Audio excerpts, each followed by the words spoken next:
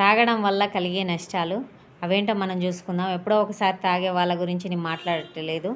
రోజు తాగి ఇంట్లో పరిస్థితులను కూడా పట్టించుకోకుండా తాగి ఎడబడితే ఆడ పడుకునే వాళ్ళ గురించే మాట్లాడుతున్నాను. ఫస్ట్ది వచ్చేసి డబ్బు ఇంట్లో ఎలాంటి పరిస్థితులైనా కావచ్చు. మీరైతే పనికి వెళ్తారు, డ్యూటీకి వెళ్తారు, ఏదో ఒక పని అయితే చేస్తారు. కొంతమంది అయితే ఏ పని చేయకుండా కూడా ఇంట్లో వాళ్ళని అడుక్కొని, లేదంటే దోస్తులను వాళ్ళని వీళ్ళని అడుక్కొని తాగే వాళ్ళు కూడా ఉంటారు. అలా తాగి ఉన్న డబ్బులన్నీ ఖర్చు చేసుకొని జీవితంలో ఏం లేకుండా అడకదినే స్థితికి అయితే చేరుతారు. ఏది ఏమైనా కానివ్వండి, కుటుంబంలో ఎలాంటి పరిస్థితిలో ఉన్నా పట్టించుకోకుండా సరుకు సామాన్లు ఇంట్లో ఉన్నాయా లేదా, లేదంటే ఏమైనా ఇబ్బంది, హాస్పిటల్ ఖర్చులు అవి ఇవి ఇవేవి పట్టించుకోకుండా కొంతమంది తాగుతూనే ఉంటారు.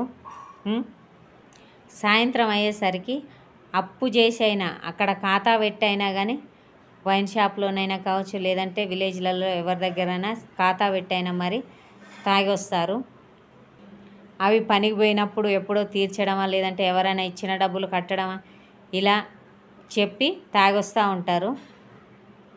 అక్కడ ఏంటండి లాభం? మీ డబ్బే ఖర్చు అవుతుంది. అది దాచుకున్న డబ్బైనా కావచ్చు, లేదంటే ఏమైనా పనికి పోయి సంపాదించిన డబ్బైనా కావచ్చు. ఇంట్లో పరిస్థితులు ఏం చూసుకోకుండా డబ్బునైతే ఖర్చు పెట్టేస్తూ ఉంటారు తాగే అలవాటు ఉన్న వాళ్ళు. డబ్బు మనిషి బతకడంలో చాలా ఇంపార్టెంటు. ఇది లేకుంటే జీవితంలో ఏది ఉండదు. ఎందుకంటే మనం ఏం చేయాలనుకున్నా డబ్బుతోటే ముడిపడి ఉంటుంది. మనం తినాలనుకున్న డబ్బే కావాలి. ఎందుకంటే ప్రతి ఒక్క సరుకు మనం కొనుక్కొచ్చుకోవాలంటే డబ్బే ఉండాలి కదండి. మనకేమైనా ఇబ్బంది జరిగితే హాస్పిటల్కి వెళ్ళి చూయించుకోవాలన్నా, లేదంటే ఇంకేమైనా ఇష్యూ వచ్చినా డబ్బు బరాబర్ కావాల్సిందే. డబ్బు అనేది చాలా ముఖ్యమైనది కాబట్టి డబ్బును చాలా ఆదా చేసుకోవడం మంచిది. డబ్బు ఉంటేనే కుటుంబంలోనైనా, బంధువుల్లోనైనా, దోస్తుల్లోనైనా, ఎక్కడైనా కావచ్చు వాల్యూ అనేది పెరుగుతుంది. సో డబ్బుకు మస్తు వాల్యూ ఉంటుంది. డబ్బును మనం సంపాదిస్తే ఆ డబ్బే మనకు విలువను తెచ్చిపెడుతుంది అనే విషయాన్ని గుర్తుపెట్టుకోండి. డబ్బును ఇప్పటి నుంచి అయినా ఖర్చు పెట్టకుండా దాచిపెట్టుకోవడానికి ట్రై చేయండి.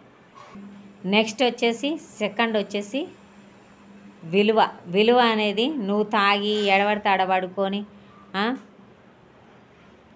ఇలా ఉండడం వల్ల దోస్తులు ఎన్నో తాగి పడిపోతే తీసుకురావడం, కుటుంబ సభ్యులు కావచ్చు తీసుకొచ్చి తాగి తినబెట్టి ఇవన్నీ చేయడం రోజు అయితే జరగదు. కొన్ని రోజులకు వాళ్ళకు కూడా సరే, కొన్ని రోజులైతే చేస్తారు, కొన్ని రోజులకు వాళ్ళకు కూడా విసుగు పుడుతుంది అనే విషయాన్ని అర్థం చేసుకోండి. మీరు తాగితే మీకు ఎవ్వరు విలువ ఇవ్వరు. ఈ విషయాన్ని అర్థం చేసుకోండి. ఇంట్లో వాళ్ళైనా బయట వాళ్ళైనా ఎవ్వరు ఇయ్యరు.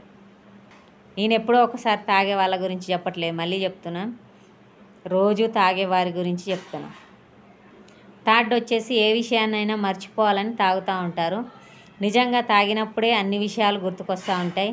సరే, ఎక్కువ తాగి మత్తు వచ్చి పడుకొని అవన్నీ మర్చిపోదాం అనుకున్నా ఎంతసేపు అండి, మహా అయితే తాగినంతసేపు, మత్తున్నంతసేపే ఆ విషయాలన్నీ మర్చిపోతారు. మళ్ళీ మెలకువ రాగానే, ఆ తాగిన మత్తు దిగగానే అన్ని విషయాలు మళ్ళీ గుర్తుకొస్తూ ఉంటాయి. ఎంతసేపు? మీరు తాగినంతసేపు మాత్రమే, ఆ మత్తు ఉన్నంతసేపు మాత్రమే ఏ విషయాన్నైనా మర్చిపోవాలనుకున్న విషయాన్ని మర్చిపోతారు. అంత మట్టుకే కానీ అవి జీవితాంతం గుర్తుంటాయి. ఏ విషయమైనా కావచ్చు, మర్చిపోవాలనుకున్న విషయమే పదే పదే గుర్తుకొస్తుంది. ఆ విషయాన్ని గుర్తుపెట్టుకోండి. ఫోర్త్ వచ్చేసి తాగి వాహనాలు నడుపుతారు, లేదంటే తాగి తిరుగుతూ ఉంటారు. ఎక్కడనో గుంటలలోనో అక్కడనో ఇక్కడనో పడిపోతారు. నడుచుకుంటా వెళ్ళో, లేదంటే బైక్ మీద వెళ్ళో, లేదంటే ఏదైనా కార్ అన్నా ఇంకా ఏదైనా డ్రైవ్ చేస్తూ వెళ్ళి మీరు పడి కాలు చేతులు ఇరిగి తలకాయ పగలగొట్టుకొని, లేదంటే అక్కడికక్కడే చనిపోవడం అనేది కూడా జరుగుతుంది. మీరు చనిపోవడం వల్ల మీ కుటుంబానికి ఎంత నష్టం కలుగుతుందో తాగే వాళ్ళకు ఈ విషయం అర్థం కావాలి. ఎందుకంటే ఎంతసేపు నేను సంపాదిస్తున్నా, నేను తాగుతా, నా ఇష్టం, నా డబ్బు అనుకోకుండా మీరు చనిపోవడం వల్ల మీ కుటుంబ సభ్యులు ఎంత సఫర్ అవుతారు. పిల్లలకు తండ్రి ప్రేమ అందక, భార్య ఒంటరై ఆ పిల్లలను సాదుకుంటా, ఇవన్నీ చాలా ఉంటాయండి. మీరు ఒకసారి ఆలోచించుకోండి. అదే స్థితిలో మీ వైఫ్ ఉండి సరే తాగకుండా మరణించిందనుకో, మీరు మీ పిల్లల్ని సాదుకోగలుగుతారా? మర్నాడే ఇంకొక పెళ్లి చేసుకుంటారు. అంటే అలా ఉండే వాళ్ళు కూడా ఉంటారు పిల్లల కోసమే. కొంతమంది అయితే మరోనాడే పెళ్లి చేసుకొని పిల్లల కోసమే చేసుకున్నా అని చెప్తారు. వైఫ్ అయితే 3-4 పిల్లలనైనా తన సరే సాధగలదు, కానీ మీరు లేని లోటునైతే ఆ మొక్కత మాత్రం అస్సలు తీర్చలేదు. ఎందుకంటే తండ్రి ప్రేమే, తల్లి ప్రేమ తల్లి ప్రేమే. తల్లి ప్రేమ ఇంట్లో వరకు చూపించగలదు, వాళ్ళకు ఏమైనా కావాలంటే ఇప్పించగలదు, మంచి చెడులు నేర్పగలదు. అంతేగాని తండ్రి చూపించినట్టు ఈ ప్రపంచాన్ని చూపించలేదు తల్లి. ఎందుకంటే తను ఎక్కడికో పనికి వెళ్తుందో లేదంటే ఏదైనా జాబ్ చేసో ఇలానే సరిపోతుంది. తండ్రి అటు డ్యూటీకి వెళ్ళి వస్తాడు, ఇటు మంచి చెడులు చూసుకుంటాడు, ఇతను కూడా చెప్తాడు మంచి చెడులు. కానీ ఈ సమాజం ఏంటి, ఈ సమాజంలో జరిగే పరిస్థితులు ఏంటి అనేది తండ్రి బాగా చూపించగలుగుతాడు తల్లి కంటే ఎక్కువ. సో జర తాగి వాహనాలు నడపకుండా జాగ్రత్త పడితే మీరు ఉండడం వల్ల మీ పిల్లలకైనా, మీ భార్యకైనా, మీ తల్లిదండ్రులకైనా, ఎవరికైనా మంచిది. 5th వచ్చేసి తాగి గొడవలకు దిగడం. ఈ గొడవలకు దిగడం వల్ల తాగి వాళ్ళు ఏం చేస్తున్నారో వాళ్ళకే తెలియదు, ఎవరితో గొడవ పడుతున్నారో వాళ్ళకే తెలియదు, అసలు ఏ విషయంలో గొడవ పడుతున్నారో వాళ్ళకే తెలియదు. కొన్ని సందర్భాలు అలా ఉంటాయి. కాబట్టి తాగినప్పుడు ఏ గొడవలకు దిగకుండా సైలెంట్గా పడుకుంటే అది వేరే లెవెల్ ఉంటుంది. కొంతమంది అయితే తాగి గొడవలకు దిగుతారు. ఆ విషయం కొట్లాటకు దిగితే అది గొడవ ఏమంటారుగా, చిలికి చిలికి గాలివాన అవుతుంది అంటారు కదా, అట్లా చిన్న గొడవ కాస్త పెద్దదై కేసులు, కొట్టుకోవడాలు, చనిపోవడాలు ఇవన్నీ జరుగుతూ ఉంటాయి. సో తాగడం వల్ల ఇది కూడా నష్టమే. 6th వచ్చేసి ఆరోగ్యం. మీరు తాగడం వల్ల మీ ఆరోగ్యం ఖరాబ్ అవుతుందని మీకు తెలిసినా కానీ తాగుతూ ఉంటారు. మీరు తాగి మీ ఆరోగ్యం ఖరాబ్ చేసుకొని మీరు చనిపోతే మీ తల్లిదండ్రులు ఇబ్బంది పడతారు. పెళ్ళైన వాళ్ళకైతే భార్య, పిల్లలు వీళ్ళందరూ ఇబ్బంది పడవలసి వస్తుంది. సో మీ ఆరోగ్యం అనేది మీ చేతిలోనే ఉంది కాబట్టి నష్టపరుచుకుంటారో బాగు చేసుకుంటారో అనేది మీ ఇష్టం. సో తాగకుండా ఉండడం వల్ల మీ ఆరోగ్యం బాగుంటుందని నేను అనుకుంటున్నా, మీరు కూడా అనుకుంటారు. ఎందుకంటే మీ ఆరోగ్యం మీరే బాగు చేసుకోవాలి. సో తాగకుండా ఎప్పుడో ఒకసారి తాగితే ఏం కాదండి, రోజు తాగడం వల్ల ఆరోగ్యం ఖరాబ్ తప్పితే ఏం రాదు. 7th వచ్చేసి నమ్మకం. నీకేమైనా ఇవ్వాలంటే ఎవరన్నా నమ్ముతారా? సరే మీ ఇంట్లో ఏమైనా ఇబ్బంది ఉంది, మీ ఫ్రెండ్స్ను లేదంటే బంధువులను ఎవరినన్నా వెళ్ళి డబ్బులు అడుగుతావు, నాకు డబ్బులు అవసరం ఉన్నాయి ఇవ్వండి అని అడుగుతావు. వాళ్ళు ఇస్తారా? ఇవ్వరు, అసలుకే ఇవ్వరు. ఎందుకు ఇస్తారు? రోజు నువ్వు తాగి తిరుగుతూ ఉంటావు, లేదంటే పనికి పోతావు. సరే పనికి పోయినా, జాబుకు పోయినా నీకు వచ్చిన డబ్బులు నీకే సరిపోవట్లేవు రోజు తాగడం వల్ల. సో నీ మాట నమ్మి ఈ తాగుబోతోని నమ్మి నేను ఎలా డబ్బులు ఇయ్యనని వాళ్ళు అనుకుంటారు. ఇయ్యరు, బరాబర్ నాకు తెలిసి అయితే ఇయ్యరు. ఎవరో ఒకరు ఇస్తారేమో కానీ మ్యాక్సిమం 10 మందిలో ఒక్కరు మాత్రం ఇయ్యగలిగే ధైర్యం చేస్తారు. అవి రాకపోని అనుకున్న వాళ్ళు మాత్రమే ఇయ్యగల ధైర్యం చేస్తారు. ఎందుకంటే మీరు రోజు తాగడం వల్ల వాళ్ళకు మీ మీద నమ్మకం అనేది అస్సలు ఉండదు కాబట్టి ఇయ్యడానికి ధైర్యం చూపుకోరు. నమ్మకం అంటే డబ్బు మీదనే కాదండి, మీ మాట మీదనైనా కావచ్చు. ఎక్కడికైనా వెళ్ళి మీరేమైనా మాట్లాడితే వాడు సరే ఏదైనా గొడవలనో లేదంటే పంచాయతీలు ఉంటారు కదా, పిలుస్తారు కదా, పలానోడు పెద్ద మనిషి లేదంటే ఎట్లనో మాట సందర్భంలో మా బంధువు అని తీసుకుపోయినా కానీ మీరు అక్కడికి పోయి ఏమైనా సలహా ఇద్దాం అనుకున్నా కానీ వాని మాటలు ఏం పట్టించుకుంటావురా, వాడు తాగిపోతాడు, రోజు తాగి తిరుగుతూ ఉంటాడు, పనికి పోతే ఏం లాభం, పిల్లలను రోడ్డున పడేసిండు అది ఇదని మీ పైన నమ్మకం అనేది, మీ మాట పైన నమ్మకం అనేది, మీకు విలువ అనేది ఇవ్వరు అనే విషయాన్ని గుర్తుపెట్టుకోండి. ఎయిత్ వచ్చేసి పరువు.